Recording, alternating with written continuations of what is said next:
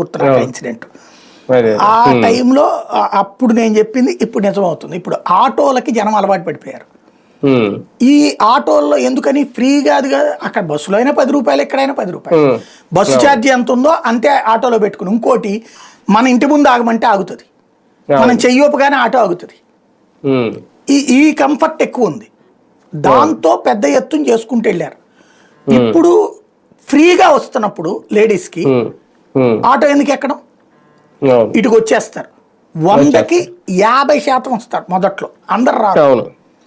Comfort చూసుకుంటారు కొంతమంది. ఆ బస్సులో ఎగబడి తొక్కిసలాట్లాగా ఉందనుకోండి వెళ్ళరు, ఆటోలోనే పోతారు.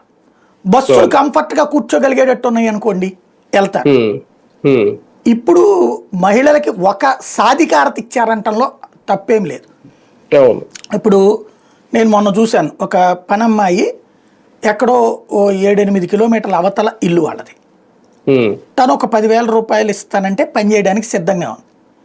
కానీ తను అనేది ఏంటి, ట్రాన్స్పోర్టేషన్ ఖర్చే ఆటోలు 2 ఆటోలు మారి రావాలా, 5-6 వేల రూపాయలు అయిపోతుంది అంటది.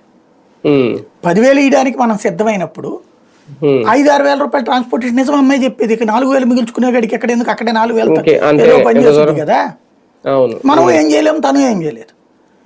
ఇప్పుడు అదే 10,000 రూపాయలు వస్తున్నప్పుడు హ్యాపీగా వచ్చి చేయొచ్చుగా. వాళ్ళ ఏరియాలో 4-5 వేలలో పని దొరుకుతుంది.